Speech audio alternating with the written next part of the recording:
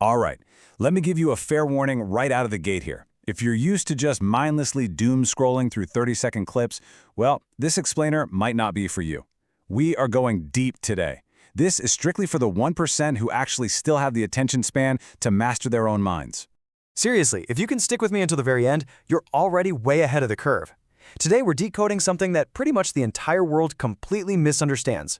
We are putting human psychology right under the microscope to expose the rather uncomfortable truth about your ego. You know, society constantly feeds us this lie that ego is totally toxic, right? That you just need to kill it. But honestly, without it, you're practically a living corpse. I mean, just think about it for a second. Would Virat Kohli completely dominate cricket without that aggressive inner voice demanding that he be the absolute best?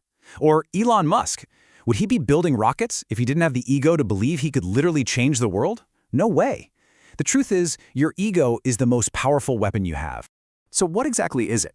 Well, in the simplest terms, your ego is just that loud voice inside your head screaming, "I am special."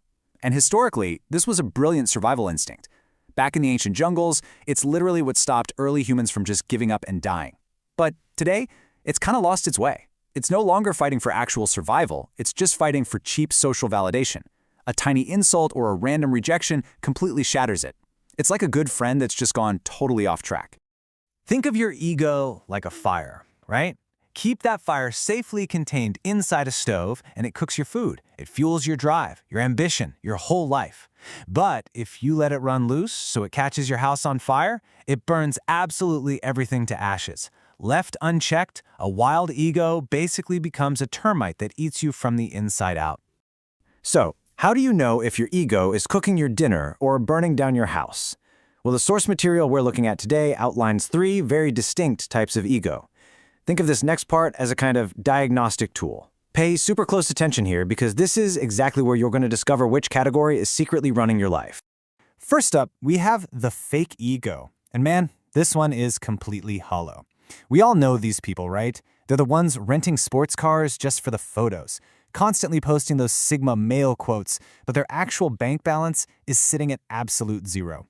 Their entire confidence is artificially propped up by online likes. If the internet just magically shut down tomorrow, their entire sense of self-worth would literally vanish into thin air. Then we've got the weak ego. And actually, scratch that, this one might be the most dangerous of them all, because it is incredibly fragile. One tiny piece of criticism lands, and boom, this person immediately starts complaining. Why didn't they reply? Oh, everyone is out to get me. The weak ego is permanently playing the victim, totally tricking you into thinking the whole world is against you, while you are actually just destroying yourself. But on the complete opposite end of the spectrum, we have the strong ego. This is exactly what you want. The strong ego looks in the mirror and says, "I am not perfect today, but I will be better tomorrow." It is the ultimate weapon that just flat out refuses to be average. It violently pushes you toward discipline when your motivation totally fades. It's what forces you to hit the gym on the days you feel absolutely terrible. It wakes you up to study until 2 a.m. because it simply refuses to settle for mediocrity. A strong ego doesn't bow down to failure, it learns from it. Now, to truly grasp how this transformation happens, we need to step away from the theory for a second. Let's look at a raw, incredibly personal case study directly from our source material to see what actually happens when a fragile fake mindset collides head-on with the brutal, unforgiving real world. Looking at this timeline, it's a pretty terrifying plunge. You see, the creator of our source material wasn't always this self-aware. Once upon a time, they were a messy mix of that fake and weak ego. Being the top of their class in school created this literal god complex. But stepping out into the actual real world, wow. The competition spiked, friends relentlessly mocked them, and a major startup venture failed miserably. That whole topper ego shattered like cheap glass. It led to them sitting in a dark room for weeks, trapped in deep depression, feeling like everything was just completely over. But it was during those dark, isolated weeks that a massive realization hit. Hitting rock bottom wasn't a curse at all. The real breakthrough was this thought. My ego didn't break because I was bad, it broke because it was fake. The shattering of that artificial identity, it was absolutely necessary to build something real.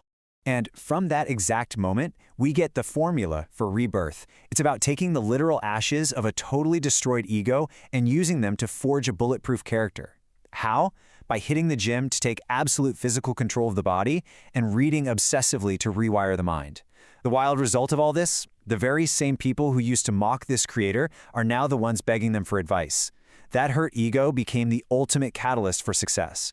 So how do you actually apply this to your own life? Well, if your ego is hurting right now, you need to stop crying about it. Stop making your ego the villain of your story and start making it your absolute servant.